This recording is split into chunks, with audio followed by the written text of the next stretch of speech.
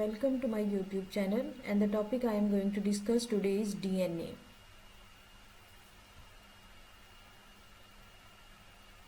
Like my YouTube channel, do subscribe it and press the notification icon so that you receive the notification whenever I upload a new video. The chemical that is the basis of inheritance is deoxyribonucleic acid or DNA. Now, what is inheritance? Inheritance is basically the transmission of characters from parents to offsprings or from one generation to the other generation. DNA is found in chromosomes which are present in the nucleus of a cell. So here is a diagram that shows a cell.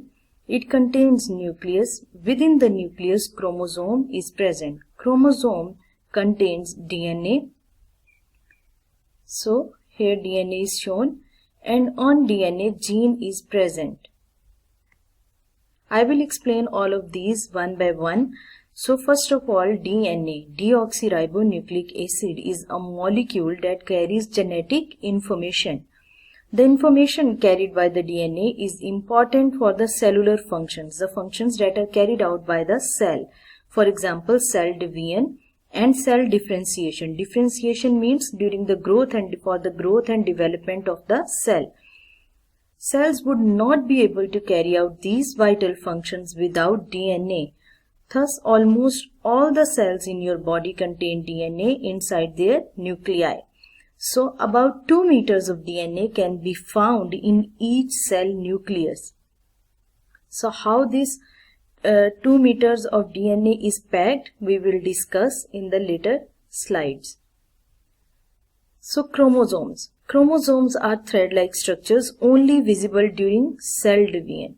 So remember that they are visible only during the process of cell division, either mitosis or meiosis. We have already discussed mitosis and meiosis in detail. Each chromosome is composed of protein and a long molecule of DNA. So DNA is present, it also contains protein. The DNA is greatly folded and coiled so that it fits into the chromosome. Here is a diagram that shows the difference between chromatin, chromatid and chromosomes. So it is very important to understand the difference between all of these. First of all, chromatin. All the DNA proteins in the nucleus condenses to form chromosome during mitosis. So, chromosomes are formed when the chromatin condensed. Condensed chromatin is known as chromosome. Either two sister chromatids or one chromatid is present. So, what is meant by chromatid? Exact copy of a chromosome that becomes visible at the start of mitosis is called as chromatid. So here is a diagram that shows sister chromatid. They are the exact copy. Here unduplicated chromosome is shown while the other one is the duplicated after the DNA replication. So duplicated one contains sister chromatid and centromere is also present here. And on the chromosome genes are also present. Here is a diagram of one chromosome. In order to get better idea about the structure of the chromosome, two identical chromatids, one is an exact copy of the other. Why exact copy? Because they are produced by the process of DNA replication. They replicate and each contains one DNA molecule. P arm, short arm structure of the chromosome, while Q arm is the long arm structure of the chromosome. Centromere, constricted point of the chromosome, is known as the centromere. Here is a DNA molecule, long string-like DNA molecule formed into a compact structure by proteins called as histone proteins. So DNA coiled around histone proteins.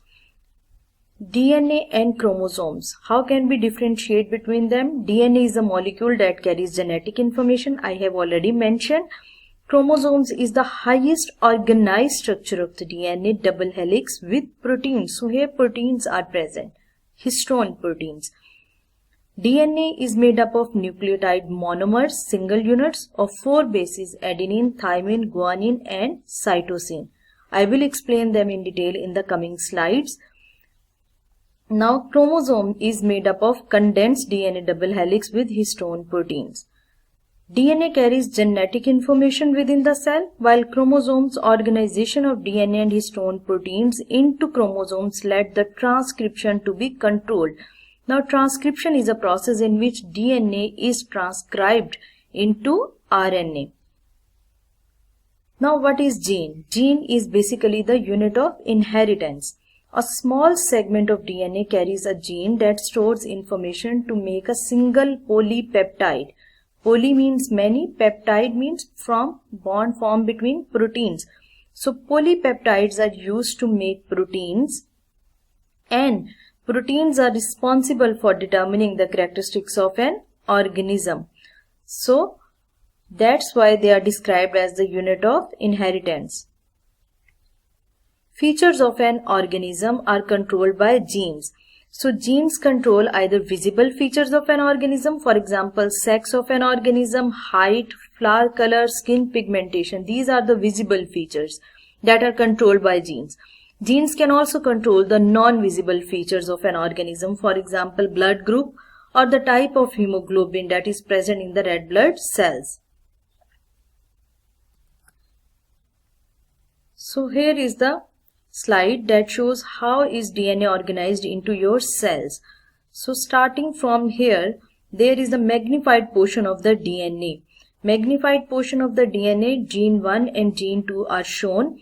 A small segment of DNA carries a gene that stores information used to make a single polypeptide. Polypeptides are used to make proteins, and proteins are responsible for determining the characteristics of an organism. I have already discussed what is the role of a gene in my previous slide. So this is the magnified portion of the DNA. DNA double helix. Each DNA molecule consists of two strands. As you can see here with the help of diagram, two strands are present in a DNA molecule. So these two strands will twisted around each other to form a double helix. Now what is meant by helix? A helix is a coiled structure like a corkscrew or a spring. So it is a coiled structure in the form of a helix. So next come the chromatin thread. How chromatin thread are coiled around the histone proteins are shown here. A molecule of DNA is wrapped around histone proteins to form a single chromatin thread. So you can see here it is the magnified portion of a chromatin thread. After that, chromatin threads are shown inside the nucleus. This is the nucleus.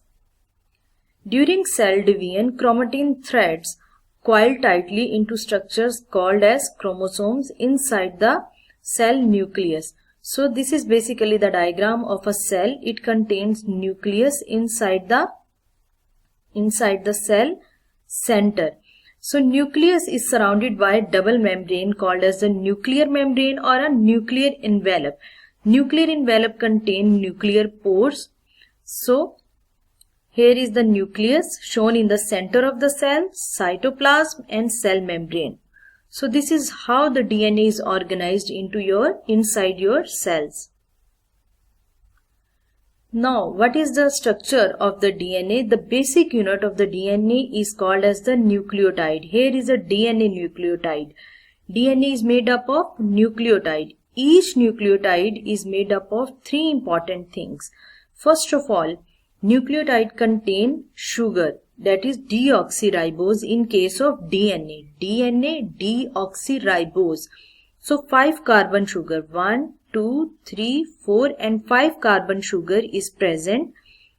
At the carbon number 5, phosphate group is attached, while at carbon number 1, nitrogenous base, either adenine, guanine, cytosine or thymine. These are the names of the nitrogenous bases.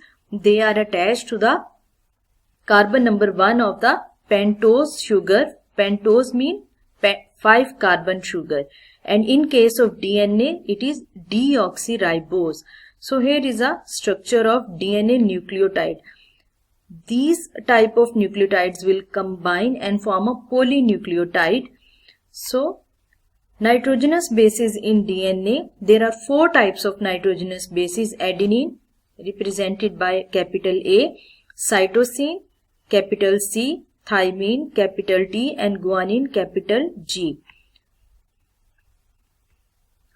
So double helical DNA molecule. The structure of DNA molecule is the famous double helix. As I have already discussed during the organization slide, it is rather like a twisted ladder. The two strands are anti-parallel polynucleotide chains, that is they run in opposite direction, that is from 5' to 3' end and 3' to 5' end.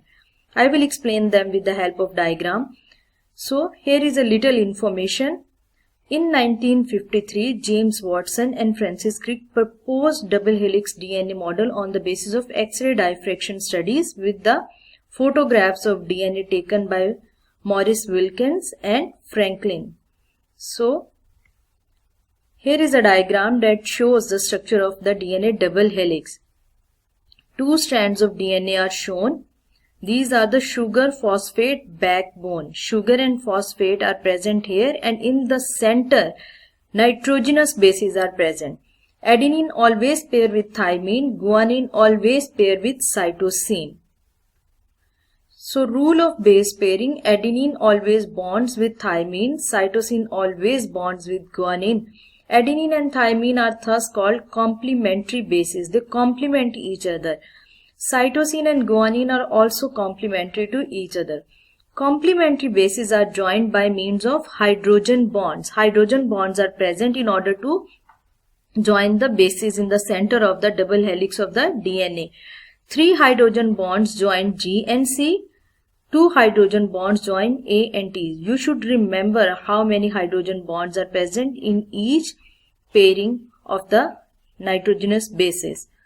So this is the diagram that will explain you what is meant by polynucleotide. So here is the one strand of the DNA double helix. Here is the second one.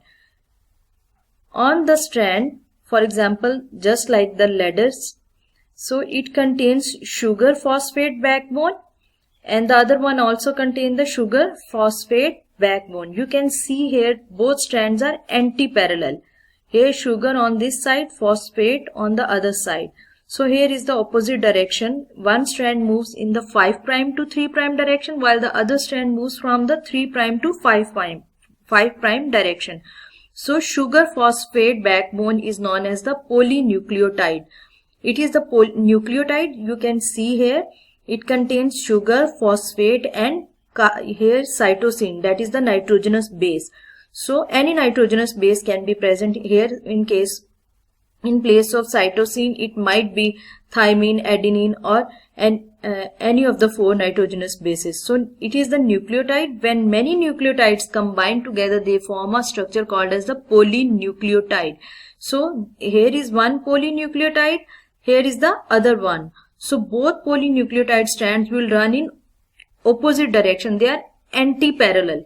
In between these strands, nitrogenous bases are present and they form a pair. For example, guanine always present with cytosine, and in between them 3 hydrogen bonds will be present, while adenine always pair with the thymine and 2 hydrogen bonds will be present. So it is important to note down here that in a DNA molecule, the ratios of adenine to thymine, that is A ratio T, and cytosine to guanine, C ratio G, are always 1:1. For example, if adenine is present 40%, thymine will also be present 40%. If cytosine is present, for example, 30%, guanine will always be present 30%. So they are present in ratio of 1:1. So here is the diagram that shows the DNA coiling of the DNA. Uncoiled DNA resembles a ladder 2D structure, while here is the DNA ladder shown here, that is the double helix 3D structures and RNA.